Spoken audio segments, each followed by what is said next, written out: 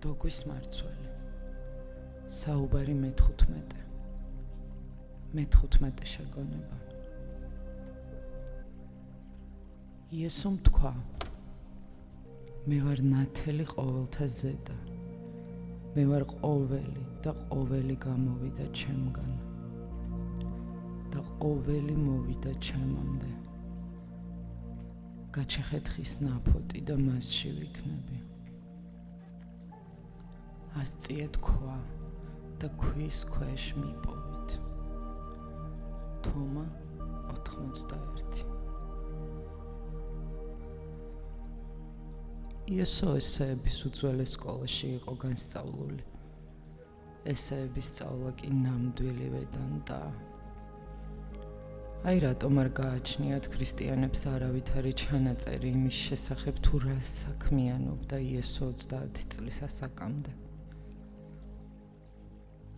მათ რამდენიმე ჩანაწერი აქვთ მის ბავშვობისა და 30-დან 30 წლამდე მოღვაწეობის შესახებ. ზოგიერთი რომ ქრისტიანებმა უდაოდ იციან. იესოს მოვლენა შემთხვევითობა როდია. ეს ხანგრძლივი მომზადებაა. ამ 30 წლის განმავლობაში იესოს განუწყვეტლივ ამზადებდნენ. ჯერ ეგვიპტეში გაგზავნეს, შემდეგ ინდოეთში. ეგვიპტეში მან საიდუმლო მეთოდებით ერთ-ერთი უძველესი ტრადიცია შეისწავლა. ინდოეთში ჩასწვდა ბუდას, ვედების, უპანაშიდების მოძღვრებას. ეს უცნობი მოვლენაა, რადგან ამ სკოლებში იესო უცნობი მოსწავლე იყო. და ქრისტიანებმაც შეგნებულად უნდა უკუაგდონ ეს ჩანაწერები. მათ არ მოეწონებოდათ, რომ ღვთის შვილი ვინმეს მოწაფე ყოფილიყო. არც ის იდეა მოეწონებოდათ, რომ იესო მომზადებული, ნასწავლი, ნავარჯიშები იყო. ისინი ამ იდეას მკრეხელობად ჩათვლიდნენ. ქრისტიანები ფიქრობდნენ, რომ ღვთის შვილი სრულიად მომზადებული მოვიდა. მაგრამ არავინ არ მოდის სრულიად მომზადებული. ვინმე თუ ასეთია, მას მოსვლა არ შეუძლია. ამ ქვეყნად ყოველთვის არასრულყოფილები ჩნდებით. სრულყოფილება უბრალოდ ქრება ამ ქვეყნიდან. სრულყოფილება ამ ქვეყნის არ არის. თუ კი ვინმე სრულყოფილია, მთელი მისი ცხოვრება ვერტიკალურ განზომილებაში გადადის. თქვენ ჰორიზონტალური მიმართულებით განიცდით პროგრესს. ადან ბუნდე, ბუდან გუნდე და ასე შემდეგ ხმდე ჰორიზონტალურად სწორხაზოვნით. წარსულიდან აწმყოში, აწმყოდან მომავალში. ეს არასრულყოფილი გზაა. მდინარის მსგავსად იგი მთიდან ბარში ჰორიზონტალურად მოედინება და ყოველთვის ერთ დონეზე რჩება. სრულყოფილება ვერტიკალურად მოძრაობს. ის ადან ბუსკენ კი არა, ადან ზევით ადის. მათთვის, ვინც ჰორიზონტალურ ხაზზე ცხოვრობს, სრულყოფილება უბრალოდ ქრება. ის არ არის ის, რადგან ისინი მას ან წარსულში, ან მომავალში ეძებენ. მათ შეიძლება წინ იყურონ, მაგრამ ვერც იქ აღმოაჩენენ მას, ვისაც ეძებენ. ის აწმყოშიც არ არის, რადგან ვერტიკალური პროგრესიის ახალი ხაზი უკვე დაწყებულია. ის სულ მაღლა და მაღლა ადის. მარადიულობაში მოძრაობს და არა დროში. მარადიულობა ვერტიკალურია. მას არ აქვს მომავალი. ხაზზე თუ მოძრაობთ, მაშინ მომავალი იარსებებს. ადან ბუსკენ თუ მოძრაობთ, მაშინ მომავალ შეიქმნება. რომ აწმყო ხდება, წარსულში გადადის. კი მომავლად იქცევა. თქვენ ყოველთვის წარსულსა და მომავალს შორის იმყოფებით. თქვენი აწმყო მხოლოდ გარდამავალი ფაზაა, ბ-დან გ-ში გადადის. გ-დან դ-ში ყველაფერი წარსულში რჩება. და თქვენი აწმყო ამ ხაზის მონაკვეთი და მცირე ფრაგმენტია. იმ დროისათვის, როცა ამას გააცნობიერებთ, ის წარსულის კუთვნილება გახდება. სული, რომელიც სრულყოფილი ხდება, სხვაგან ზომილებაში მოძრაობს. ადანასკენ და ეს მარადიულობაა. ამჟამად ის მარადიულობაში სუფევს. აი რატომ ქრება ამ ქვეყნიდან. ამ ქვეყანაში შესასვლელად არასრულყოფილი უნდა იყოთ. ძველ ნაწერებში ნათქვამია, რომ როდესაც ადამიანი სრულყოფილებას უახლოვდება, ეს კი საკმაოდ ხშირად ხდება. მან რაღაც არასრულყოფილი უნდა დატოვოს. ამბობენ, რომ რამა კრიშნა ზედმეტად ეტრფოდა საჭმელს. მთელი დღე საჭმელზე ფიქრობდა. მას შეეძლო თავის მოწაფესთან ესაუბრა, მაგრამ როგორც კი შემთხვევა მიეცემოდა, სამზარეულოსკენ გარბოდა და ცოლს ეკითხებოდა, რა მოამზადე დღეს. მისი ცოლი უხერხულად პასუხობდა, პარახამსა დევა, შენ არ შეგფერის ეს. ის კი იცინოდა. ერთხელ ცოლმა უთხრა, შენი მოწაფეებიც კი დაგცინიან გაუმაძღრობის გამო. რამა კრიშნა იმდენად ეტრფოდა საჭმელს, რომ როცა ცოლი ლანგარს შემოიტანდა, უმალ დახედავდა, რათა გაეგო რა ეწყო ზედ.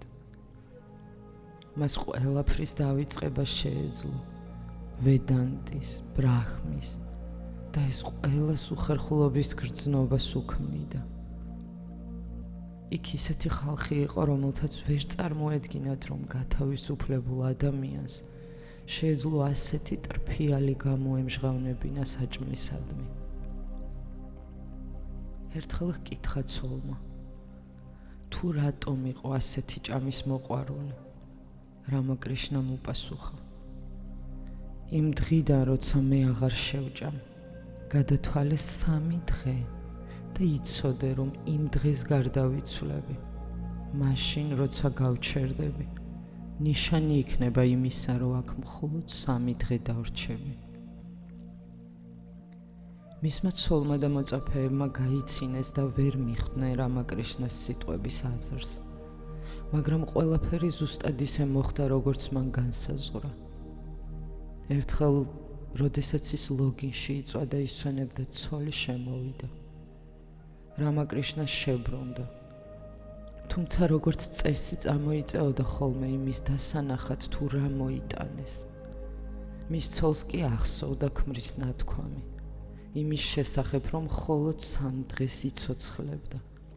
იმის შემდეგ, რაც საჭმლისადმი გულგრილობას გამოამჟღავნებდა. მან ვეღარ დაიჭირა ლანგარი, ხელიდან გაუვარდა და ტირილი დაიწყო. რამა კრიშნამ უთხრა, თქვენ თვითონ გინდოდათ ასე რომ მომხდარიყო. ახლა თავს ნუღარ შეიწუხებთ ამის გამო. კიდევ 3 დღე ვიქნები აქ და მესამე დღეს მართლაც გარდაიცვალა. სიკვდილის წინ მან თქვა, საჭმელს ისევე ბღაუჭებოდი, როგორც საკუთარი თავის არასრულყოფილ ნაწილს, იმისათვის, რომ აქ დარჩენა და თქვენი სამსახური შემძლებოდა. ასე ბევრი ოსტატი მოქცეულა. იმ წამს მთლიან სრულყოფილებას რომ აღწევენ, რომელიმე არასრულყოფილებას ებღაუჭებიან, აქ რომ შეძლონ დარჩენა. სხვაგვარად ეს ნაპირი მათი აღარ იქნება.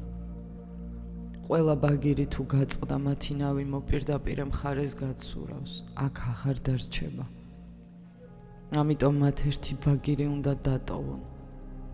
რაღაც ურთიერთობა რომ შეინარჩუნონ, ამოირჩიონ საკუთარ თავში რომელიმე სისუსტე და არ მისცენ მას გაქრობის საშუალება. წრე არ შეიკრება. გაწყვეტილს დატოვებენ და მათ სწორად ამის გამო შეუძლიათ აქ დარჩნენ. აი რატომაა, რომ ღრმად მცოდნე ინდუისტებმა, ბუდისტებმა და ჯაინებმა მშვენივრად იციან, რომ ამ ქვეყნის სრულყოფილება არ არსებობს.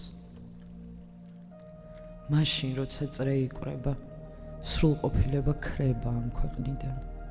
შეუძლებელია მისი დანახვა. რამე თუ ის აღარ არის თქვენს სიბრტყეში, იგი ზემოთ ადის, სადაც თქვენ ვერ აღწევთ. მაგრამ იმისათვის, რომ თქვენ იესო დაბადების ჟამს უკვე სრულყოფილი იყო, ქრისტიანები ყველა ჩანაწერს უარყოფენ. იესო კი ისეთივე მაძიებელი იყო, როგორც თქვენ.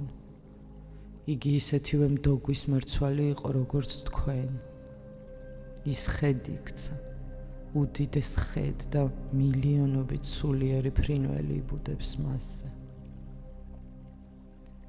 ის უპირველესად თქვენნაირი მდოგვის მარცვალი იყო. გახსოვდეთ, რომ მაჰავირიც, ბუდაც და კრიშნაც არასრულყოფილი დაიბადნენ. სრულყოფილება არ იბადება. სრულყოფილი თუ ხართ, მაშინ წარმოუდგენელია სულთა გადასახლება. იესოს მოგზაურობა ეგვიპტესა და ინდოეთში, ეგვიპტის საიდუმლო საზოგადოებებში სწავლა, შემდეგ ბუდისტურ სკოლებმა და ინდურმა ვედანტამ სრულიად უცხო გახადა იგი იუდეველებისთვის. რატომ არ აღიარეს იუდეველებმა იესო?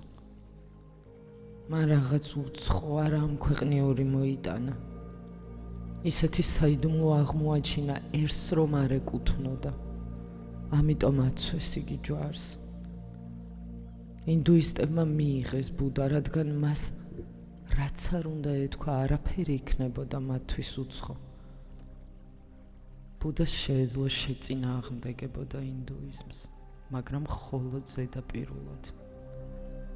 თავის წინააღმდეგობებშიც იგი ინდუიზმის ღრმა ჭეშმარიტებას ამტკიცებდა. მას შეეძლო ეთქვა, რომ ისთებლიშმენტი სწორი არ იყო.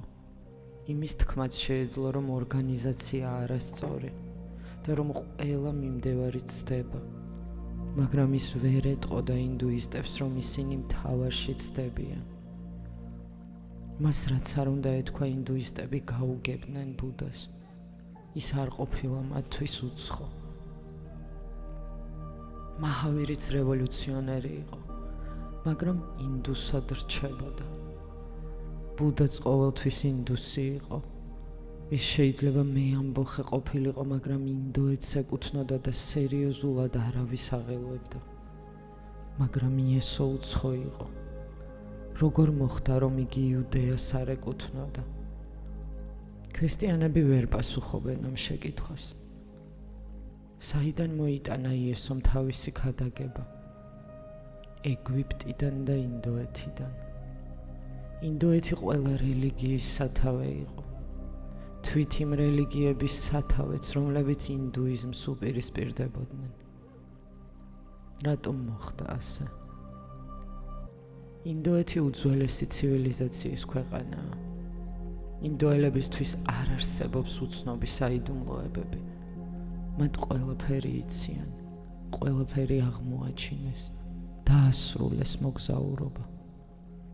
ამიტომ რელიგიაში თუ რაიმე მშვენიერი არსებობს, შეგიძლიათ დარწმუნებული იყოთ, რომ ეს ინდური სათავიდან გამოვიდა.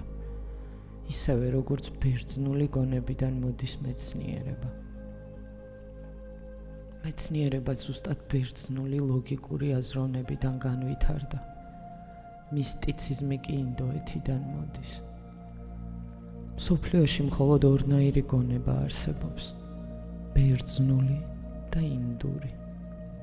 ბერძნული გონება თუ გაქვთ საფუძვლად, ინდურის გაგებას ვერ შეძლებთ. ინდური გონება აბსურდად მოგეჩვენებათ. რაც არ უნდა თქვენ ყველაფერს დაუმტკიცებლად ჩათვლით. არისტოტელე ინდოეთისთვის სრულიად უცხო იქნებოდა, რადგან მხოლოდ ლოგიკურობის, კონკრეტულად დაყოფისა და განსხვავების ჯერა. ის წინააღმდეგობების კანონს აღიარებს და შეუძლებლად თვლის, რომ ურთიერთსაწინააღმდეგო საგნები ერთში თანაარსებობდნენ. არ შეიძლება, რომ იმავე დროს არა აც იყოს. ეს დაუშვებელია. ადამიანს არ შეუძლია ერთდროულად ცოცხალიც იყოს და მკვდარიც. როგორც ჩანს, ეს მართალია. ინდუისტებს წინააღმდეგობების ჯერათ. ისინი თვლიან, რომ ადამიანი ერთდროულად ცოცხალიც არის და მკვდარიც, რომ სიკვდილი და სიცოცხლე ერთმანეთს არ გამორიცხავს და მათი განცალკევება შეუძლებელია. ბერძნული გონება მათემატიკურია, ინდური მისტიკური, ისევე როგორც ზე ამოდის აღმოსავლეთით, ხოლო ინდოეთი მთელი აღმოსავლეთის გულია. მისტიციზმიც ინდოეთიდან გავრცელდა მსოფლიოში. ამ გამონათქვამის გასაგებად უპანაშიდებს უნდა მიმართოთ. იქ იმალება მისი ძირი. ამას თქვენ ვერც ძველ აღთქმაში ნახავთ და ვერც სხვა სასულიერო ნაწარმოებებში. აი რატომ არ სჯერათ იუდევლებს, რომ იესოს შეეძლო ამის თქმა. იესო ისევ და ისევ იმეორებს. მე მოვედი არა იმიტომ, რომ ძველი წერილების მოთხოვნები დავარღვიოთ, არამედ შევასრულოთ ისინი. მაგრამ რომელ ან რა წერილებს გულისხმობს, ამის შესახების არაფერს ამბობდა. იესო ძველი აღთქმის შესასრულებლად თუ მოვიდა, მაშინ მისი მტკიცება არასწორია, რადგან თითქმის ყოველთვის ეწინააღმდეგება ძველ აღთქმას, რაც შურისძიებაზეა აგებული. ძველ აღთქმაში მამა ღმერთი შურისმაძიებლადაა გამოყვანილი. მასში ჩადებულია შიში.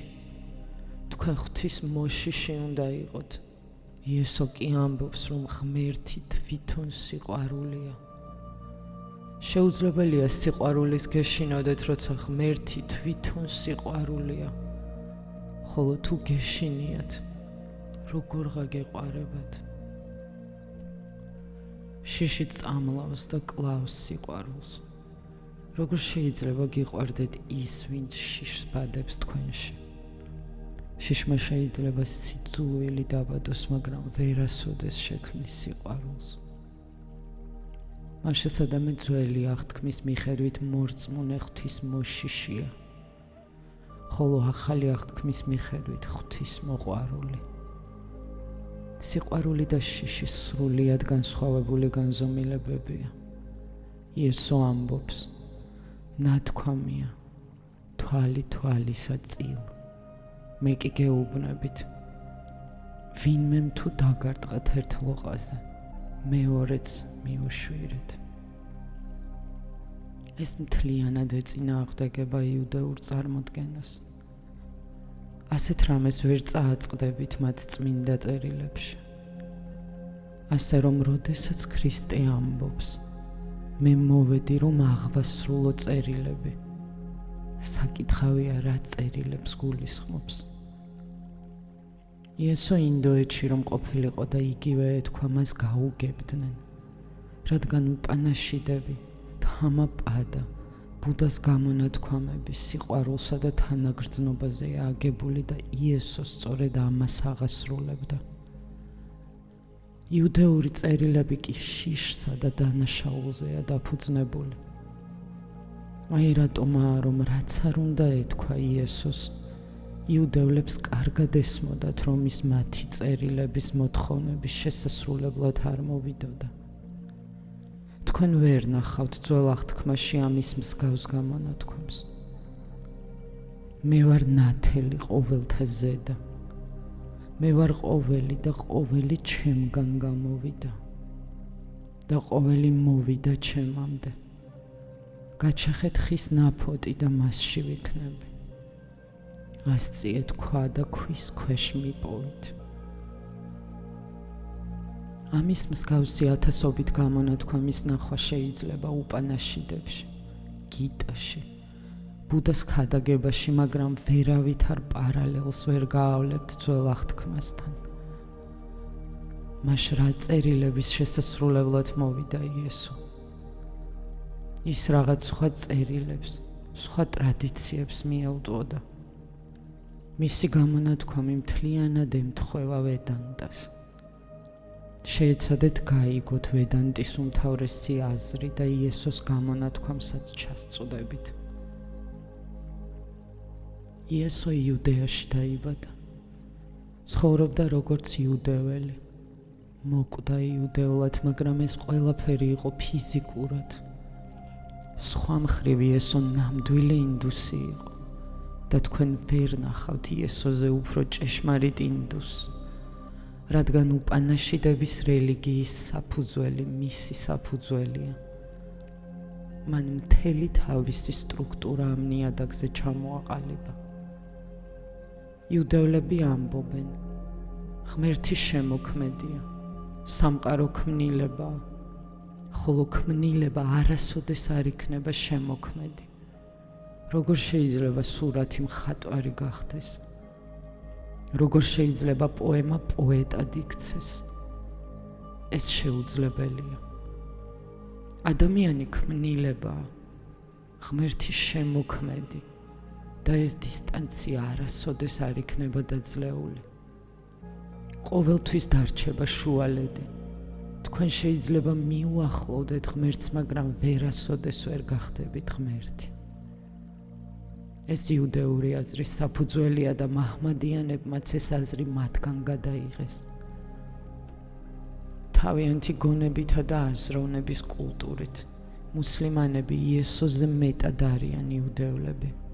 მუჰამედი უფრო ახლოა მოსესთან ვიდრე იესო. მუჰამედს ბევრი არაფერი უსწავლია ინდუსებისგან. ვედანტა ამბობს, ღმერთი ქმნილებაა. ღმერთი და ქმნილებები ერთმანეთისგან არაფრით არ განსხვავდება. ღმერთი სამყაროს არ ქმნის პოეტის მსგავსად, რომელიც იგონებს და თხზავს პოემას. იგი მოცეკვავეს უფრო გავს, რომელთანაც ცეკვაა გაერთიანებული. მოცეკვავე თუ გაჩერდა, ცეკვაც გაქრება. ხოლო ცეკვა თუ შეწყდა, ის მოცეკვავე აღარ იქნება. სამყარო არ არის ღვთისგან გამოყოფილი. ისინი შერწყმულია ერთმანეთთან. სამყარო გარკვეული დროის განმავლობაში არ წარმოშობილა. ის ყოველ წამს იქმნება, რადგან ის ღვთის არსებობაა. ისევე როგორც დადიხართ, გიყვართ და მღერით, ღმერთიც ყოველ წამს ქმნის და თვითოული ქმნილება, მისი ცეკვა და მისი მოძრაობაა. აი რატომ შეუძლიათ უპანაშიდებს თქვან, აჰამ ბრამი ასმი. მათ ვინც ეს საიდუმლო შეიცნო, შეუძლია თქვას, მე ღმერთი ვარ და არავინ არ ჩათვლის ამას მკრეხელობად. ეს ჭეშმარიტებაა. იუდევლები ვერასოდეს ვერ იტყვიან მე ღმერთი ვარ, რადგან ეს ღვთისგმობაა. წარმოუდგენელია ამ განცხადებაზე უმსგავსესი რამ. თქვენ ცდილობთ ღმერთი გახდეთ? ქმნილება ცდილობს ღმერთად გახდომას. მონა ამტკიცებს, რომ ის ბატონია, ეს ეგოიზმია. ის რაც ვედანტისთვის წმინდა რელიგიაა, იუდევლებისა და მუსლიმანებისთვის ეგოიზმია.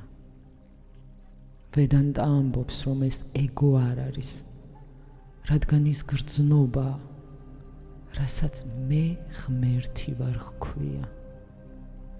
მხოლოდ მაშინ შეიძლება არსებობდეს, როცა პირადი მე სრულიად გამქრალია. როდესაც თქვენ აღარ ხართ, მაშინ სახლი თავისუფალია და ნავიცარიელი. მაშინ თქვენ უეცრად ყველაფერს შეიცნობთ და ყველაფერი გახდებით. თუ კი დაუშვებთ, რომ თქვენ არსებობთ, როგორ გაიფიქრებთ, რომ თქვენ ყველაფერი ხართ. თუ კი თქვენ არსებობთ, მაშინ თქვენში საზღვარიცი არსებებს, პიროვნებაც და ეს მტკიცება ყალბი აღმოჩნდება. როდესაც მე ქრება, როცა ეგო აღარ არსებობს, მხოლოდ მაშინ იგრძნობთ, რომ ყველაფერი ხართ. იესოს გამონათქვამები უპანაშიდებიდან მომდინარეობს. პირველი, რაც უნდა დაიმახსოვროთ, შემქმნელი და ქმნილება განუყოფელია და ერთიანი. მეორე, ჩვეულებრივი მათემატიკა ამტკიცებს, რომ ნაწილი ვერასოდეს გაუტოლდება მთელს. მექანიზმებში ეს ასეა. ხელი რომ მოიჭრათ თქვენი ხელი და თქვენ ერთიანი აღარ იქნებით. ნაწილი არ შეიძლება მთელი გახდეს. ეს ჩვეულებრივი ლოგიკაა. და თუ კი სამყარო მექანიკურია, მაშინ ეს სიმართლეა. მაგრამ ვედანტა ამბობს, რომ ყოფიერება ორგანულია და არა მექანიკური. ორგანულ ერთიანობაში სხვა მათემატიკა მოქმედებს. ნაწილი მთელია. სწორედ ამის საფუძველზე შეიძლება ადამიანმა განაცხადოს: მე ღმერთი ვარ, რადგან მხოლოდ ნაწილი ვარ. ღმერთი კი ყველაფერია. მაგრამ როგორ შეიძლება ნაწილი მთელი იყოს? ეს ხომ უდიდესი სისულელეა. ჩემსა და ყოფიერებას შორის თუ მექანიკური დამოკიდებულებაა, მაშინ ეს შეუძლებელია. მაგრამ თუ ორგანული ერთიანობა, მაშინ დასაშვებია. თქვენ არ არსებობთ, როგორც საკუთარ თავში არსებული ცალკეული წარმონაქმნი. არა, არ არსებობთ როგორც კუნძული. თქვენ ტალღა ხართ ოკეანეში და ორგანულად უკავშირდებით ამავე ოკეანეს. ოკეანე მოძრაობს და ღელავს თქვენით. წარმოუდგენელია თქვენი არსებობა მის გარეთ, ხოლო ღრმად თუ ჩასწუდებით მიხვდებით, რომ ვერც ოკეანე იარსებებს თქვენს გარეშე. თქვენ ურთიერთ დაკავშირებულნი ხართ. შეიძლება თქვათ, რომ ოკეანე ყველა ტალღაში არსებობს და ის სხვა არაფერია თუ არა ყველა ტალღის ერთობლიობა. შეუძლებელია ტალღა მოაცილოთ ოკეანეს. შეუძლებელია ოკეანის დანახვა, მხოლოდ ტალღას თუ დაინახავთ. ასე რომ ისინი ერთმანეთთან ორგანულად არიან დაკავშირებულნი. ვედანტა ამბობს, რომ ქმნილება ორგანულადაა გაერთიანებული შემქმნელთან. სამყარო ვერ იარსებებს ღვთის გარეშე. ამის გაგება იუდეველებსა და მუსულმანებსაც ძალუძთ, მაგრამ ინდუისტები კიდევ ამატებენ მეორე ნაწილს.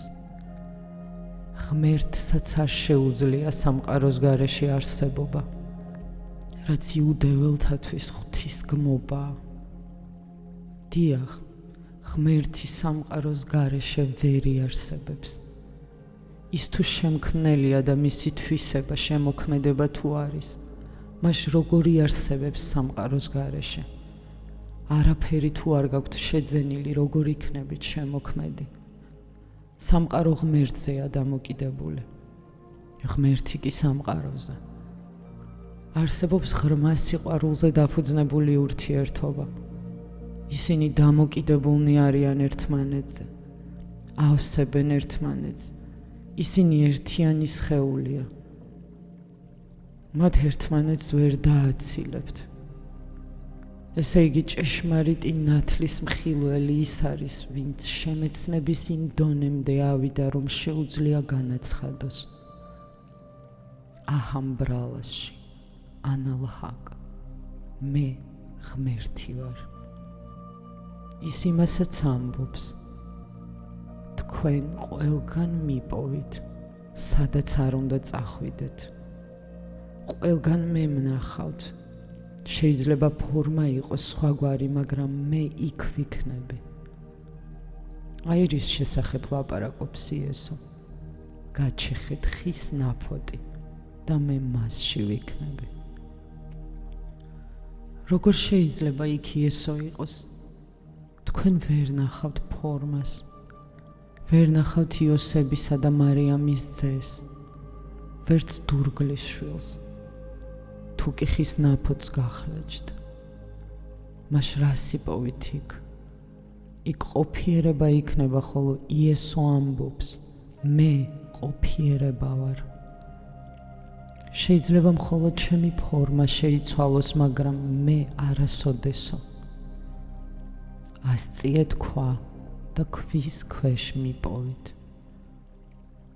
ეს სუფთა ვედანტა და ორგანული ერთიანობაა.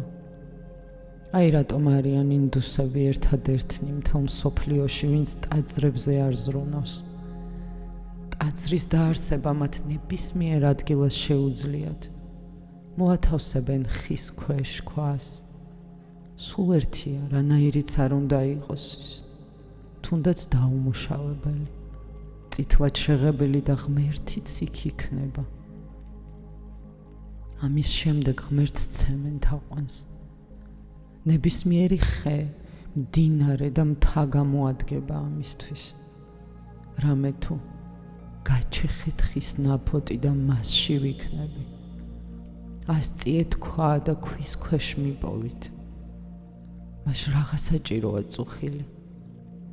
მხოლოდ ინდუსები ითავისუფლებენ თავს თავიანთი ღმერთებისგან. ისინი ღმერთს 2-3 კვირით ქმნიან, ეთაყვანებიან, მერე ოკეანესთან მიდიან და თავიდან იცილებენ. თქვენ ვერ წარმოიდგენთ, რომ მაჰმადიანიანი იუდეველი ღმერთს თავიდან იშორებდეს. რას აკეთებთ? ღმერთს ოკეანეში ისვრით? ერეტიკოსი ხართ? გაგიჟდით? მხოლოდ ინდუსებს შეუძლიათ ამის გაკეთება. მათი წარმოდგენით ოკეანეც ღმერთია და როცა ამოიწურება ღვთის დანიშნულება, უნდა გათავისუფლდეთ მისგან. ის ხომ ყველგან და ყველაფერშია. ეს არის ყოფიერება. უნდა გავიგოთ, რომ ყოფიერება ღმერთია. როდესაც ხე ყვავილობს, ღმერთი ყვავილობს. თესლი რომ აღმოცენდება, ღმერთი აღმოცენდება. მდინარე რომ მოედინება, ის ღმერთი მოედინება. ღმერთი პიროვნება არ არის. ეს რომ ასე იყოს, მაშინ პრობლემა წარმოიშობოდა. იუდეველთა წარმოდგენის მიხედვით ღმერთი ხომ პიროვნებაა, ღმერთი კი სუფთა ყოფიერებაა და თავისთავად არსებული არსებობა. ის ყველაფერშია, მაგრამ შეუძლებელია მისი ნახვა რომელიმე კერძო საგანში. მას არ გააჩნია საცხოვრებელი. თქვენ ვერ მიხვალთ და ვერ დაუკაკუნებთ კარზე. მას არ აქვს მისამართი, ბარათი რომ მისწეროთ. ის არსად არ არის, რადგან ყველგანაა. თქვენ ვერ მიუთითებთ ისეთ ადგილს, სადაც ღმერთი შეიძლება იმყოფებოდეს. ვერ იტყვით, რომ ღმერთი აქ არის, რადგან ეს არასწორი იქნება. მხოლოდ იმის ჩვენება შეიძლება, რასაც ფორმა აქვს და სხვა საგნებისგან განსხვავებული ნიშნები გააჩნია. რასაც ფორმა არ აქვს და ყველაფერშია გავრცელებული, როგორ ამოიცნობა. იუდეველებს კი ძალიან პიროვნული ღვთის კონცეფცია აქვთ. ხოლო იქ, სადაც პიროვნება, ეგოც არის. იუდეველთა ღმერთი ძალიან ეგოისტურია. მას თუ არ გაუგონებთ ჯოჯოხეთში მარადიული ტანჯვაგელით. ეს ძალიან სერიოზული ამბავია. ღმერთი დიქტატორის ძალაუფლებას იძენს, მთელი ყოფიერება კი მონობად იქცევა. ასეთ შემთხვევაში თავისუფალი აღარ იქნება ხვედრი. ის მხოლოდ ღვთისთვისებად რჩება, ხოლო თქვენი დისციპლინა მონობა იქნება. იესოს სრულიად საპირისპიროს ამბობს. ღმერთი კი არა, ენერგიაა თვით სიცოცხლის ძალა, რასაც ბერგსონი ცხოვრებისეულ სწრაფვას უწოდებს. ღმერთი ყოფიერება, ხოლო როდესაც ღმერთი არსებობს, სხვა ვერაფერი ვერ იქნება. ამაშია მთელი ის სირთულე, რისთვისაც იესო ჯვარს აცვეს. მას მხოლოდ რომ ეთქვა, მე ღვთის ძე ვარ. იუდევლებს კიდევ შეეძლოთ მისი პატიება, მაგრამ იესო უფრო მეტს აცხადებდა. ამ გამონათქვამში იგი ამბობს, მე ვარ ნათელი ყოველთა ზედა. ის არ ამბობს, რომ ძეა, იგი აცხადებს, რომ მამაა. მე ღმერთი ვარ და არა ძე მისი. და ყოველი გამოვიდა ჩემგან და ყოველი მოვიდა ჩემამდე. გაჩეხეთ ხის ნაფოტი და მასში ვიქნები. ასწიეთ ქვა და ქვის ქვეშ მიპოვით. შვილსაც კი შეიძლება ეპატიოს, მაგრამ განსხვავება მაინც რჩება. მამა საწყისია, შვილი პროდუქტი. შეიძლება მათ შორის სიახლოვე არსებობდეს, მაგრამ შვილი შვილად რჩება, მამა მამად. ამიტომ შვილი მამას უნდა ემორჩილებოდეს. ეს არ არის მონისა და პატრონის ურთიერთობა. ეს მამისა და შვილის დამოკიდებულებაა. უფრო ახლობლური, მაგრამ მაინც ურთიერთდამოკიდებულება. ისინი მაინც ორნი არიან. ეს გამონათქვამი არ წერია ბიბლიაში. არც შეიძლება რომ ეწეროს. ამის გაცხადება იესოს მხოლოდ თავისი მოწაფეებისთვის შეეძლო. ამის გაგების უნარი მხოლოდ მათ ჰქონდათ, ვინც ახლოს იყვნენ მასთან. ბაზრის მოედანზე იესო ამბობს: მე ღვთის ძე ვარ, ხოლო მოწაფეებს ეუბნება: მე თვით ვარ ღმერთი. მე ვარ ყველაფრის საწყისი, ალფა და ომეგა. ყველაფერი ჩემიდან გამოდის და ყველაფერი ჩემამდე აღწევს. სუფთავედანტა და მის უკეთ გასაგებად გიტას და უპანაშიდებს უნდა მიმართოთ. ეს ის არის, რასაც კრიშნა ეუბნება არჯუნას. მე ყველაფერი ვარ, ყველაფრის საწყისი. ყველაფერი ჩემგან მოდის და ჩემშივე იკარგება. მოიცილე შენი ეგო და დაემხე ჩემს ფერხთით. იესოს სიტყვები კრიშნას სიტყვებივე ჟღერს. არსებობს ერთი მშვენიერი ტრადიცია. მე არ ვიცი რამდენად შეიძლება მისი მტკიცება, მაგრამ ტრადიცია მშვენიერია და ამდენად დამტკიცებას არ საჭიროებს. სიტყვა ქრისტე უბრალოდ ფორმაა სიტყვა კრიშნასი. ეს შესაძლებელია. ბენგალიაში კრიშნას კლავინდებურად კრისტოსს უწოდებენ, რადგან კრიშნა პიროვნების სახელი კი არა, სრულყოფილების მიღწევის აღნიშვნაა. ასევე ბუდაც ეს არ არის სახელი, ეს გასხივოსნებულის, სრულყოფილების მიღწევის აღნიშნელი სიტყვაა. სიტყვა ბუდას გამოღვიძებულს უწოდებენ. რას ნიშნავს კრიშნა? ეს მისი წოდებაა, ვინც მსოფლიო ცენტრი გახდა. კრიშნა მაგნიტურ ცენტრს ნიშნავს, რომელიც იზიდავს და მთელი ყოფიერების ცენტრია. ასეთივე მნიშვნელობა აქვს ქრისტეს. მარიამმა თავის ვაჟს იესო დაარქვა. ქრისტე მაშინ დაემატა, როცა იგი მსოფლიო ცენტრი გახდა. ამ გამონათქვამში იგი ამბობს: მე ცენტრი ვარ. ყველაფერი ჩემგან გამომდინარეობს და ყველაფერი ჩემთან ბრუნდება. თუ მშორდებით, მაშინ უნდა მოაღწიოთ ჩემამდე. სრულიად დასაშვებია ქრისტე, რომ უბრალოდ კრიშნას ფორმა იყოს. ეს ფრიად მნიშვნელოვანია, რადგან კრიშნას განცხადება გიტაში და იესოს გამონათქვამი ზუსტად ერთნაირია. მესამე, რაც ვედანტიდან უნდა გაიგოთ, იმაში მდგომარეობს, რომ ისეთად გღებულობთ, როგორიც ხართ, რადგან უარყოფა თვით ღმერთის უარყოფა იქნება. უარყოფა იმის მანიშნებელია, რომ რაღაცა გასაკეთებელია, რომ ისეთები, როგორიც ხართ, უვარგისები ხართ და რაღაც უნდა მოიკვეთოთ. ისეთები, როგორიც ხართ, მიუღებელნი და არასასურველები ხართ. უნდა გამოიცვალოთ, მხოლოდ მაშინ იქნებით მისაღები.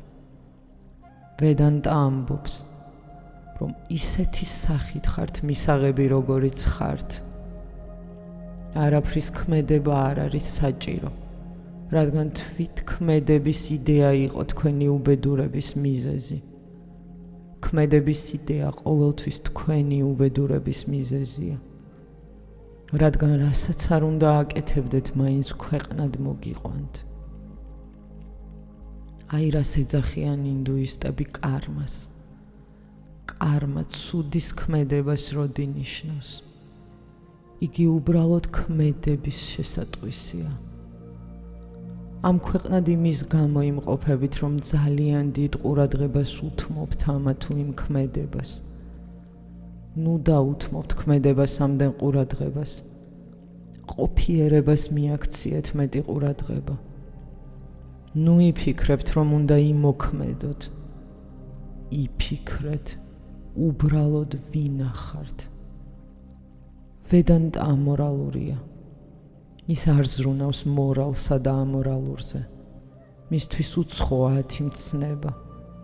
ვედანტა არავითარ მითითებებს არ გაძლევთ და არ ლაპარაკობს აუცილებლობის ტერმინოლოგიით. ის ამბობს, რომ თქვენნაირები არსებობენ, რომ კარგები, მშვენიერები და ჭეშმარიტები ხართ. პრობლემა იმაში კი არ არის, რომ სხვები უარყოფენ. პრობლემა იმაში მდგომარეობს, რომ თვითონვე უარყოფთ საკუთარ თავს. ხოლო საკუთარ თავს თუ უარყოფთ, მან კი ერთ წრეში აღმოჩნდებით. მაშინ შეეცდებით უკეთესი გახდეთ, მაგრამ არაფერი გაუმჯობესდება. რადგან თქვენ თავად ღმერთი ხართ, მაშინ თქვენ უბედური იქნებით. რადგან შეუძლებელია იმაზე უკეთესის გახდომა, ვიდრე ხართ. თქვენ უკვე ღვთიური ხართ და როგორ შეიძლება ღვთიურის სრულყოფა? და თუ თქვენ ღვთიურის გაუმჯობესებას ცდილობთ, ერთი ცხოვრებიდან მეორეში გადახვალთ. გამუდმებული გაუმჯობესების მცდელობით. სინამდვილეში კი არავითარი გაუმჯობესება არ ხდება. თქვენ უცვლელი რჩებით. ეს ადგილზე სირბილს გავს. თქვენ იხრჩობით, სული გეხუთებათ, ასეთ დიდ საქმეს აკეთებთ. გონიათ, რომ უფრო სწრაფად მირბიხართ, რაღაცას აღწევთ, ამ დროს კი ადგილზე მირბიხართ. მთელი თქვენი ცხოვრება ადგილზე სირბილია. არსად არ აღმოჩნდებით, რადგან წასასვლელი არსად არ გექნებათ. ვერ გაუმჯობესდებით, რადგან ეს შეუძლებელია. ვერ გააუმჯობესებთ იმ ზღრულს, რომელიც თქვენშია. ამის იქით არ არსებობს. ამაზე უკეთესი არ მოიპოვება.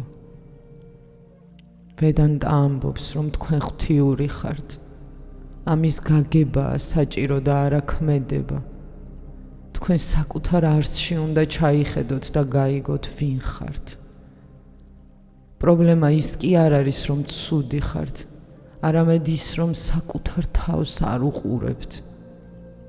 პრობლემა გაგებაშია და არა ქმედებაში. პრობლემა სწორ პერსპექტივაშია, საიდანაც თავს დაინახავთ. ერთხელ ფსიქიატრის კაბინეტში ერთი მამაკაცი შემოვარდა და თქვა: ექიმო, დამეხმარეთ, მეტი აღარ შემიძლია. მეხსიერება მღალატობს. იმასაც ვეღარ ვიხსენებ, გუშინ რას ვაკეთებდი. დღეს დილით რას ვლაპარაკობდი. მომეხმარეთ, ჭკუიდან ხომ არ შევიშალე. ფსიქიატრმა ჰკითხა: როდის დაიწყო ეს ყველაფერი? მამაკაცი დაიბნა. რას მეკითხებით? მას უკვე დავიწყებოდა ყველაფერი. პრობლემა ის არის, რომ საკუთარი თავი დაივიწყეთ. რასაც არ უნდა აკეთებდეთ, ამით კარმას ქმნით. კარმა კი წრე და ბორბალია. ერთ კარმას მეორისკენ მივყავართ. ას-ბსკენ, ბს კი გსკენ. თქვენ ბორბლის ერთი ნაწილიდან მეორეს ესწრაფვით. კარმა არასოდეს მიგიყვანთ გათავისუფლებამდე, რამე თუ უკვე თავისუფალი ხართ. ჩემთან ხალხი მოდის და მე იძულებული ვარ ისინი დავასაქმო, რადგან სხვაგვარად ვერ მიხვდებიან, რომ უკვე გათავისუფლებულები არიან. მათ ვეუბნები, რომ სხვადასხვანაირად იმოქმედონ, იმიტომ რომ დავღალო, რათა ერთხელაც ისე დაიქანცონ, რომ მოვიდნენ ჩემთან და მითხრან, რომ აღარაფრის გაკეთება აღარ სურთ. მხოლოდ მაშინ შემიძლია მათ უთხრა, რომ არაფრის გაკეთება არ არის საჭირო.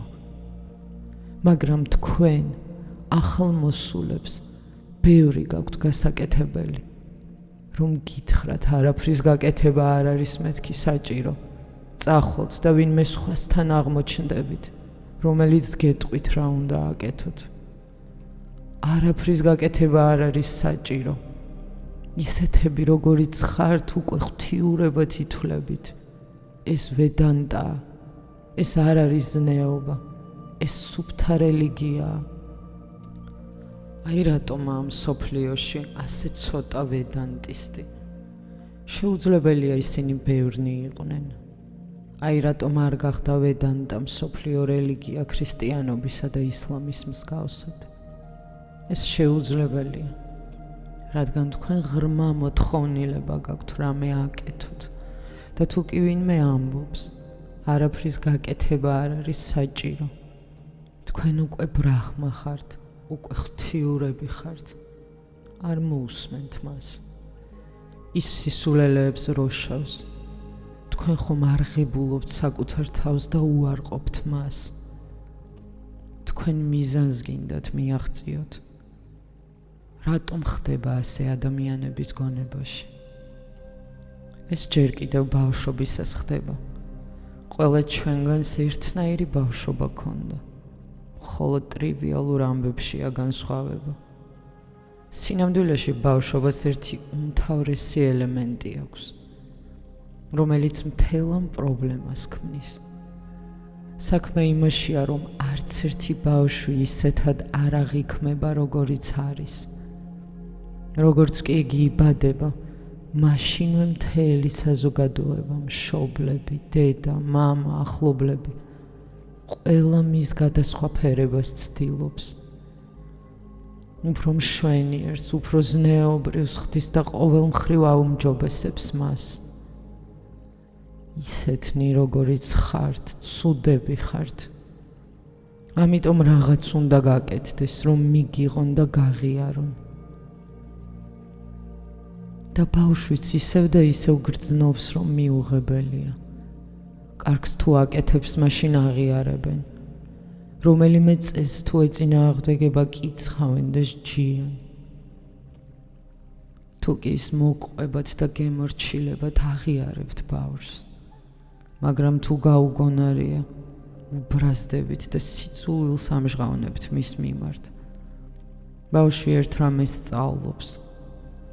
საკითხი ქმედებაშია და არა ყოფიერებაში. მოიქეცი წესიერად და ყველა შეგიყვარებს. სხვანაირად კი უარყოფენ და შეგიძულებენ. თქვენ არა ხართ მთავარი. გააკეთეთ რამეს სწორად და ქვეყანა მოგესალმებათ. გააკეთებთ არასწორად და ყველა კარს მოგიხურავს. ბავშვი ხვდება, რომ ამ ქვეყნად არსებობისთვის ყოველთვის წესიერად უნდა მოიქცეს. ეს კი საკუთარი თავის ღრმა უარყოფას ბადებს, რადგან არასწორი საქმეები მაინც ხდება, ხოლო ცარიელი ლაპარაკით მათ ვერ უკუაგდებთ. ისინი იარსებებენ და ბავშვს დამნაშავის გრძნობა უჩნდება. იგი საკუთარ თავს უარყოფს. ის ამბობს, მე ცუდი ბავშვი ვარ. მაგრამ საგნები, რომლებსაც არასწორს უწოდებთ, ბუნებრივია. ასე რომ ბავშვს არ შეუძლია მათი მოშორება. ყველა ბიჭი და გოგონა ეთამაშება თავის სასქესო ორგანოს. ეს მათთვის სასიამოვნოა. აკმაყოფილებთ და მათი სხეული ნეტარებასაც განიცდის. მაგრამ ამას ბავშვს უშლიან და ისიც იბნევა. რა გააკეთოს მან? ბავშვს მოსწონს სასქესო ორგანოს ხელით შეხება. მაგრამ ამას რომ აკეთებს, იგი ცუდი ბავშვია. ბავშვს გონია, რომ მარტო თვითონ აკეთებს ამას და დამნაშავედ გრძნობს თავს. ეს ღრმა პრობლემაა. ბავშვს არ უნდა ჭამა, რადგან თვითონ უკეთ იცის შია თუ არა. მაგრამ თქვენ სამედიცინო რუტინას მიყვებით.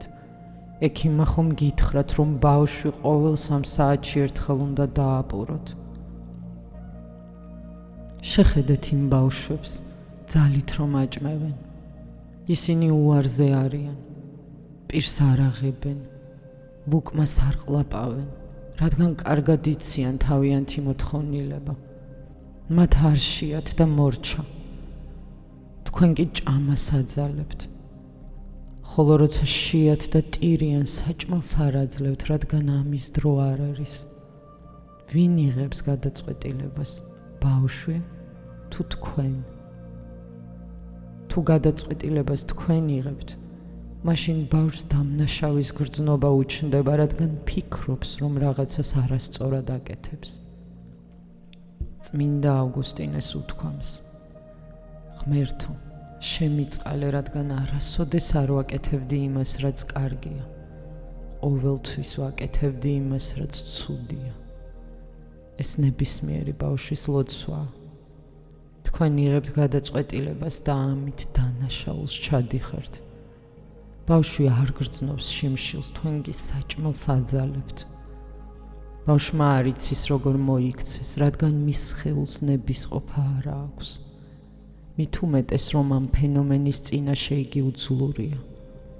ბავშვს არ ეძინება, ბაღში უნდა თამაში, თქვენ კი ძილს აძალებთ. რას მოიმოქმედებთ? დაძინება რომ გიბრძანონ მაშინ, როცა არ გეძინებათ. თვალების დახუჭვა შეიძლება, მაგრამ დედა, მამა რომ გავა ოთახიდან, ბავშვი საკუთარ თავთან მარტო რჩება. როგორ შეასრულოს ბრძანება, როგორ გახდეს კარგი? ცოდვა ისევ და ისევ მეორდება და ბავშვიც იწამლება. როცა ის თამაშობს, ცუდად იქცევა, რადგან ხმაურობს და გაწუხებთ. როცა ჩუმაძის კუთხეში ისევ რაღაც არასწორია, ავად ხომ არა ხართ ეკითხებით. ბავშვი ყოველთვის იმიტომ იქცევა არასწორად, რომ ის უძლურია, თქვენ კი ძლიერი ხართ. ბავშვი დათრგუნულია, ყველაფერს უარყოფს და ძალის ძალად ეჩვევა იმას, რაზედაც ფიქრობენ, რომ კარგია. ის ნიღაბს იკეთებს და მთელი ცხოვრების მანძილზე ღრმა ქვეცნობიერებაში ჭრილობებს ატარებს. ამიტომ არ გჯერათ, ჩემი როცა გეუბნებით, ისეთი როგორიც ხართ, ღმერთი ხართ. თქვენ კარგიც არა ხართ, როგორ შეიძლება ღმერთი რომ იყოთ. ღმერთი უკიდურეს სიკეთეს ნიშნავს, თქვენ კი ყოველდღიურ ყოფაშიც არა ხართ კეთილი და როგორ იქნებით ღმერთი. თქვენ რომელიმე სხვა მასწავლებელთან წახვალთ, რომელიც დაგადანაშაულებთ და გეტყვით, რომ დამნაშავე და ცოდვილი ხართ. მაშინ კი დამშვიდდებით. ის მართალი იქნება, რადგან იმას გეტყვით, რასაც მანამდე თავად გრძნობდით. აი რატომ ეთაყვანებით იმ ხალხს, ვინც გადანაშაულებთ და ისე გიყურებთ, როგორც ბინძურ და მახინჯ მატლებს. ხოლო თუ ეგრეთ წოდებულ წმინდანის გარშემო უამრავ მიმდევარს ხედავთ, ყოველთვის მოუნახავთ ამას მიზეზს. ის ყველას ადანაშაულებს და ეუბნება, თქვენ ცოდვილები ხართ და თუ არ დამიჯერებთ, ჯოჯოხეთში მოხვდებით.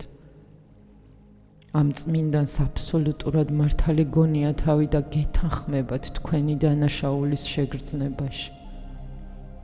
ასე რომ, როდესაც გადანაშაულებენ, თავს კარგად გრძნობთ, რაც სისულელეა და აბსურდი. თქვენ შეშფოთდებით, ვინმემ რომ გითხრათ, თქვენ კარგი ხართ, ვინც არ უნდა იყოთ, მე გაღიარებთ ისეც როგორიც ხართ. თქვენში ღვთიურმა ეს გზა აირჩია. ის ასეთი სახით არსებობს თქვენში. მე ვაღიარებ თქვენს სექსს, რისხვას, სიძულვილს, ეჭვიანობას. გაღიარებთ მთლიანობაში, რადგან მხოლოდ ამ მთლიანობის მიღებით შეიძლება ერთიანის მიღწევა. და ეს ერთიანის ჯობნის ეჭვიანობას, რისხვას, სექსსა და სიხარბეს. არავის არ ძალუძს სიხარბის გარდასახვა. ის ერთიანი უნდა გახდეს. მხოლოდ მაშინ მოხდება გარდასახვა. აი რატომ იყო შეუძლებელი იესოს პატიება. იუდევლები ხომ დანაშაულის უდიდესი შემქმნელები არიან. მთელი კაცობრიობაც ამ გზით მიდის, მაგრამ იუდევლებს ვერავინ შეედრება. მათი წარმოდგენით ადამიანთა მოდგმა იმიტომ არსებობს, რომ ადამმა და ევამ პირველი ცოდვა ჩაიდინეს და თქვენც ამ ცოდვის საშუალებით დაიბადეთ. ადამიანი ცოდვის გზით იბადება და ცოდვა რჩება ფუძემდებელ კონცეფციად. როგორ აღიარონ, რომ ღმერთი ხართ? ღმერთთან ახლოს ყოფნა მხოლოდ მონანიებასა და თვით გარდასახვაში შეგიძლიათ. მაშინ, როდესაც ცდილობთ უკეთესად გახდომას, ამ ერთადერთი პირობით მიგიღებთ მამა ღმერთი. მაგრამ ისეთებს, როგორიც ხართ, არ გაღიარებენ და ღმერთსაც დაშორდებით. რაში მდგომარეობს ადამისა და ევას ცოდვა? ურჩობაში. მაგრამ რატომა ღმერთი ასე შეპყრობილი დამორჩილებით? იმიტომ რომ ეს ყველა მამის თვისებაა. ღმერთი კი სხვა არაფერია თუ არა კოსმიური მამა.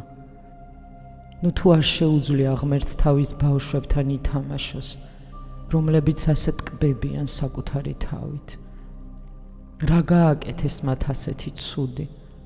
უბრალოდ ხიდან ერთი ვაშლი შეჭამეს, რაც აკრძალული ჰქონდათ. ღმერთი ეგოისტად გამოიყურება. ეგო ხომ ყოველთვის დამორჩილებითაა შეპყრობილი, მაგრამ ღმერთს არავითარი ეგო არ გააჩნია. ის ვერ მოითხოვს მორჩილებას. როგორც ჩანს, ეს ამბავი ქურუმთა შეთხზულია.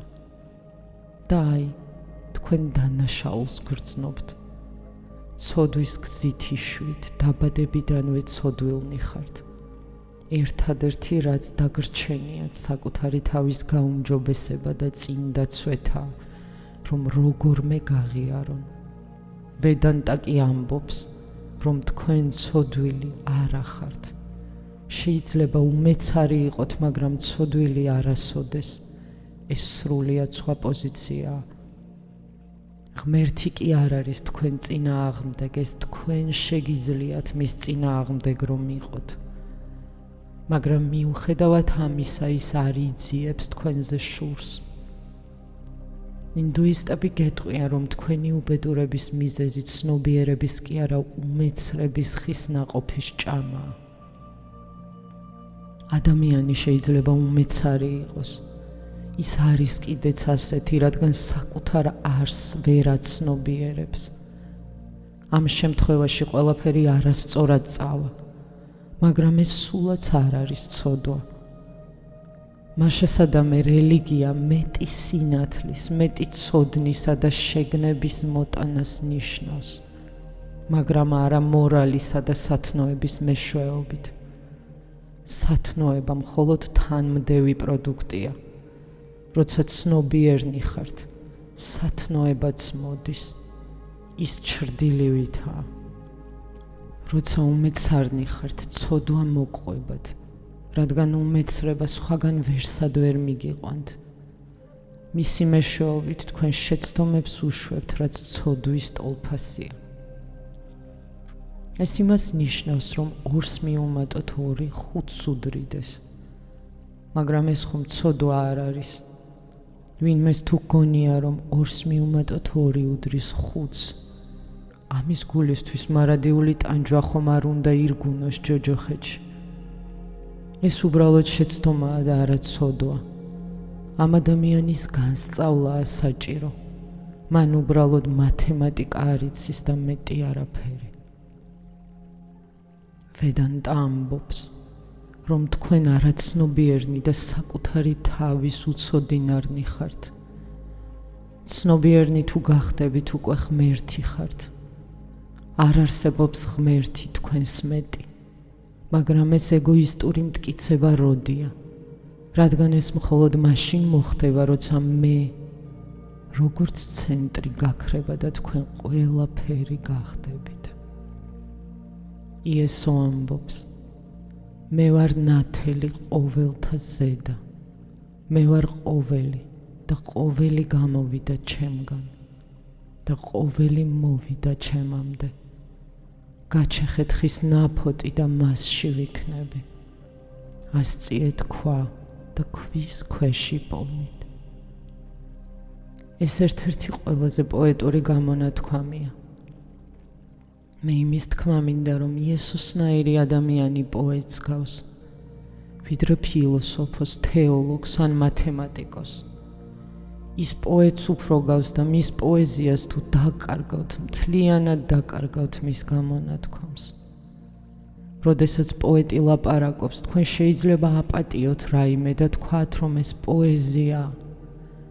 მაგრამ წმინდანი თუ ამტკიცებს რამეს, უფრო სერიოზულად აღიქვამთ, რადგან მეტია დადებული სასწორზე.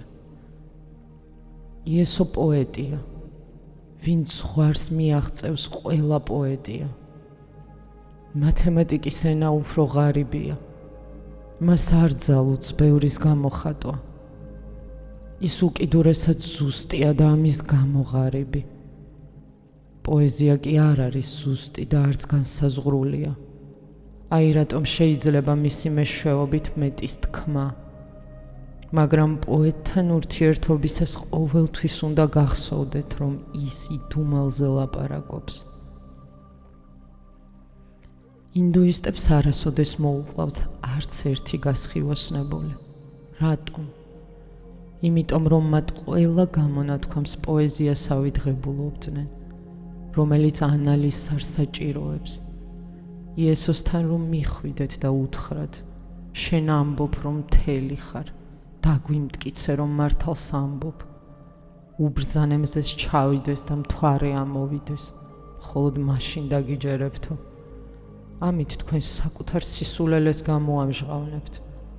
არ შეიძლება პოეტური გამონათქვამის პირდაპირ გაგება, რამე თუ ის მეცნიერულ მტკიცებას არ აღგავს. ამის გამო ქრისტიანები გამუდმებით ცდილობენ დაამტკიცონ, რომ იესო სასწაულებს ახდენდა. ქვაპურად აქცია, მკვდარი გააცოცხლა, ბრმას თვალის სინათლე დაუბრუნა, კეთროვანი განკურნა და ასე შემდეგ. რა საჭიროა საოცრებებზე ყურადღების ასეთი გამახვილება? ჩვენ ხომ არასოდეს არ დავინტერესებულ ვართ ბუდათი, როგორც სასწაულმოქმედით. თუ კი დაამტკიცებენ, რომ იესო სასწაულებს არ ახდენდა, მაშინ ათვლის წერტილიც გაქრება და მასთან ერთად ქრისტიანობაც, რაც იესოზე კი არა, მის სასწაულებზეა დამოკიდებული. სწორედ სასწაულები ამტკიცებენ, რომ იესო ღვთის შვილია. არც ერთ სასწაულს არ შეუძლია არაფრის დამტკიცება. სინამდვილეში ეს სასწაული მხოლოდ იმათ უმეცრებაზე მიუთითებს, ვიზედაც შთაბეჭდილებას ახდენს. რამდენადაც ვიცი, იესოს ამის მსგავსი არასოდეს არაფერი ჩაუდენია. თქვენს დასარწმუნებლად სასწაული რომ მოეხდინა, ეს მისი მხრიდან სისულელე იქნებოდა. ის სასწაულები, რომლებიც მის გარშემო ხდებოდა, უფრო მნიშვნელოვანი იყო, ვიდრე თქვენ წარმოგიდგენიათ. დიახ, ბრმებს თვალის სინათლე უბრუნდებათ, მაგრამ ეს სულაც არ იყო დაკავშირებული მხედველობით ორგანოებთან. ამას უფრო ღრმა, სულიერ სიბრმავესთან აქვს კავშირი. დიახ, იესომ მკვდრები გააცოცხლა, მაგრამ სხეულზე კი არ არის აქ ლაპარაკი, არამედ თქვენზე. თქვენ ფიქრობთ, რომ ცოცხლობთ, მაგრამ ეს ასე არ არის. ხრწნადი არსებობიდან იესომ მკვდრები სიცოცხლეში დააბრუნა და ეს ჭეშმარიტად უდიდესი სასწაულია. ხოლო გვამის გაცოცხლება მედიცინის დახმარებითაც შეიძლება მოხდეს. ცნობილია ასეთი ფაქტებიც. საბჭოთა რუსეთში მეორე მსოფლიო ომის დროს 6 კაცი გაუცოცხლებიათ. 3 ახლაც ჯამრთელად გრძნობს თავს. ხოლო მედიცინას ეს თუ ძალუძს, რისთვისაა თქვენი ქრისტე სასწაულმოქმედი. მაშასა და მას შეუძლია იყოს კარგი ექიმი, მეცნიერი, მაგრამ არა გასხივოსნებული. თვალის მკურნალობა შესაძლებელია, ადრე თუ გვიან ბრმას დაუბრუნებენ თვალის სინათლეს. მთავარი სხეული არ არის. იესო ახდენდა სასწაულებს, მაგრამ ეს სასწაულები სულიერი იყო და შინაგან არსს წვდებოდა. თქვენ ბრმა ხართ, რადგან საკუთარი თავის დანახვა არ შეგიძლიათ. თქვენივე თვალებით საკუთარ თავს ვერ ხედავთ. იესო ხალხს თვალს უხელდა. ის შინაგან სამყაროში იყურებოდა და ჭეშმარიტ მხედველობას ანიჭებდა ადამიანებს. მას არასოდეს არ გადაუქცევია ქვაპურად. ეს სისულელეა, მაგრამ მიმდევრები სასწაულებს ეძებდნენ, რადგან გასხივოსნებას თუ ვერ დაინახავდნენ, ვერ შენიშნავდნენ ქრისტესაც. ის მათთვის უჩინარი იყო. მათ მხოლოდ ქვის პურად გადაქცევის დანახვა შეეძლოთ. ქრისტეს მიმდევრებს მხოლოდ ამ ქვეყნიურის სწამთ და მატერიაზე უხილავი ზემოქმედება მათთვის უტყუარი მტკიცებაა. აი რატომ არის გასხივოსნებულზე უფრო მეტად ჯადოქრებს რომ ელტვიან. მათ ვისაც ილეთების გაკეთება შეუძლიათ, ხოლო ყველა ილეთი უსარგებლოა და ჯადოქრები თავიანთი უმეცრების გარდა არაფერს ამტკიცებენ. უფრო სწორად ისინი ამტკიცებენ, რომ სხვა გაიძვერაა და ექსპლუატაციას გიწევთ. იესო გაიძვერა არ არის. შეუძლებელია ასეთი უმანკო ადამიანი ფლიდი და ჯადოქარი იყოს. იგი არც სასწაულმოქმედია. მას არ აინტერესებდა უმეცრების ექსპლუატაცია და გარდა ამისა, წარმოიდგინეთ მართლა რომ გაეკეთებინა ეს ყველაფერი. ერთხელ საზღვარგარეთ ვისკი გადაჰქონდა. როდესაც საბაჟოზე ჰკითხეს, რა ქონდა ჩანთაში, ქალმა უპასუხა, რომ წმინდა წყალი მიქონდა. მორიგე მებაჟე დაეჭვდა და თქვა, მე ვნახავ, რადგან ისინი, ვისაც წმინდა წყალი გადააქვთ, ყოველთვის ეჭვს იწვევენ. წყლის თქმაც ხომ საკმარისი იყო, რახა საჭიროა წმინდა. მებაჟემ გასინჯა და ნახა, რომ ვისკი იყო. ქალმა უთხრა, ღმერთო, კიდევ ერთხელ გვანახე შენი სასწაული. იესო ვისკს წყლად აქცევდა, მკვდრებსაც ოცხლებდა, ლაზარე წამოდგა კუბოდან. ხეიბარ ხალხს ანიჭებდა სიარულის უნარს, ბრმებს თვალის სინათლეს, კეთრონებს ჯანმრთელობას. ეს სასწაულები მართლა რომ მომხდარიყო, იუდევლები უეჭველად ირწმუნებდნენ, რომ იესო ღვთისძე იყო, რადგან მატერიალისტები იყვნენ. მაგრამ ამის მიუხედავად ყურადღების ღირსადაც არ გახადეს იგი. შეუძლებელია კვალში არ გაყვე ასეთ ადამიანს, რომელიც სასწაულებს ახდენს. გარშემო ხომ ყველა ავადაა და განსაცდელშია. ეს ადამიანი კი აუცილებლად განკურნავს ავადმყოფს, ქვას პურად აქცევს, მას ყველაფერი შეუძლია. ასეთ კაცს მთელი იუდეა გამოყვებოდა, მაგრამ იუდეველთა შორის არავინ აღმოჩნდა მისი მიმდევარი. იგი ჯვარს აცვეს. რაშია საქმე? იმაში, რომ სასწაულები ხდებოდა, მაგრამ ისინი უხილავი რჩებოდა. მათი აღქმა მხოლოდ ახლობლებს შეეძლოთ. სასწაულები კი ნამდვილად ხდებოდა. ლაზარე ისეთივე მკვდარი იყო, როგორც თქვენ. მე რომ გაგაცოცხლოთ ამ მოვლენას, მარტო ჩვენ შევიტყობთ. სხვა ვერავინ ვერ შეამჩნევს. ამას არც რადიოთი და არც ტელევიზიით არ გამოაცხადებენ. თქვენს არსში თუ გაგაცოცხლებთ, ამას მხოლოდ თქვენთვის და ჩემთვის ექნება მნიშვნელობა და სხვა არავისთვის. სხვას ვერც დაუმტკიცებთ ამას, რამე თუ ეს მოვლენა უხილავია. ამიტომ იყო ასე, სასწაულები ხდებოდა, მაგრამ იესოს მოწაფეები ვერ ამტკიცებდნენ ამას, რადგან უხილავ ფენომენთან ჰქონდათ საქმე. და მოწაფეებმაც ხალხში დაიწყეს სიარული. ისინი ყვებოდნენ, რომ სასწაულები ნახეს, რომ მათ, ვინც ბრმა იყო, თვალი აეხილათ. ვინც მკვდარი იყო გაცოცხლდა. სწორედ ამან მოიტანა უბედურება, რადგან იუდევლებმა წამოაყენეს შემდეგი მოთხოვნა: ჩვენც დაგვენახე. ეს კაცი თუ ნამდვილად ღვთის ძეა, გავიგოთ მართლა ახდენ სასწაულებს თუ არა.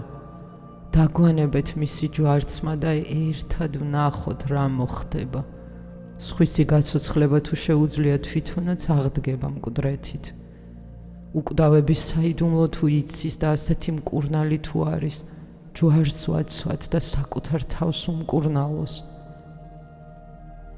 სწორად მოწაფეების ამ სისულელის გამო, იმიტომ რომ ამ სასწაულებზე დაიწყეს ლაპარაკი, რომლებიც შინაგან ფენომენს წარმოადგენდა, იესო მთელი ქვეყნისთვის დაკვირვების ობიექტად იქცა. ის ყალბ არაჭეშმარიტ მესიად გამოიყურებოდა. ხალხი სასწაულს ელოდა, მაგრამ არაფერი არ მომხდარა. იესო ისევე მოკვდა, როგორც ორი ბოროტმოქმედი, ისევე როგორც ჩვეულებრივი ადამიანი. არც ნათელი გადმოსულა ციდან და არც მიწისძვრა მომხდარა. ღვთის ძე ჯვარს აცვეს, ღმერთი კი დუმდა. ამიტომ იუდეურ ჩანაწერებში არაფერი მოიპოვება იესოს შესახებ. მათთვის იგი ყალბი იყო, რადგან ჯვარც მისას არაფერი დაუმტკიცებია. ჯვარცმა კი გამოცდა იყო, იმის გაცხადება იყო თუ არა იესო ღვთის შვილი. მაგრამ მათთვისაც დანახვა შეეძლოთ უდიდესი საოცრების მოწმეები შეიქმნენ. ქრისტიანებს ეს გამოეპარათ, ხოლო იუდეელებმა პირველი სასწაული ვერ შენიშნეს. ისინი რაღაც გარეგან ეფექტს მოელოდნენ, რაც არ მომხდარა და ამიტომაც დაივიწყეს იესო. იგი თვითმარქვიად დარჩა. ქრისტიანებს ის შინაგანი გამოეპარათ, რომელიც ჯვარც მისას მოხდა. ხალხის მხოლოდ მცირე ნაწილმა შეძლო ამის დანახვა. მათ ვინც საკუთარ თავს ხედავდა დაინახეს, რაც ჯვარც მისას მოხდა. იესო ეწამა და მაინც სიყვარულით ახსავსე დარჩა. სწორედ ის იყო სასწაული, რომ იესო მათთვის ლოცულობდა, ვინც ის ჯვარს აცვა. ეს უდიდესი სასწაულია, რომელიც დედამიწაზე შეიძლება მოხდეს. მამაო, შეუნდე მათ, რამე თუ არ უწყიან, რას ჩადიან. ეს იყო იესოს უკანასკნელი სიტყვები. ის ჯვარც მისას მომხდარი უდიდესი სასწაულია. მთელი სხეული იტანჯება, კვდება და მაინც სიყვარულით არის ახსავსე. ამ შემთხვევაში იესოს რისხვა სრულიად გასაგები იქნებოდა, მაგრამ მან დაამტკიცა, რომ ღვთის ძე იყო. რამე თუ მისი თანაგრძნობა კვლავინდებურად სუფთა და უმწიკლო დარჩა. თქვენ არ შეგიძლიათ მოგეწამლათ ეს თანაგრძნობა. ვერ შეწყვეტდით ამ ლოცვას, ვერ გატეხდით იესოს გულს. ის ტანჯვისა და განსაცდელის ჟამსაც არ უარყოფდათ. სასწაულები მოხდა, მაგრამ ეს ის სასწაულები არ ყოფილა, რომელთა დანახვა თვალით შეიძლება. მათ მხოლოდ გულით თუ იგრძნობთ. იესო არ ყოფილა ჯადოქარი. მართლა ჯადოქარი რომ ყოფილიყო და ქვის პურად გადაქცევა ეცადა, ან კეთროვანი განეკურნა, მისი პიროვნება არ ეღიარებოდა და არც მე ვიზრუნებდი მასზე.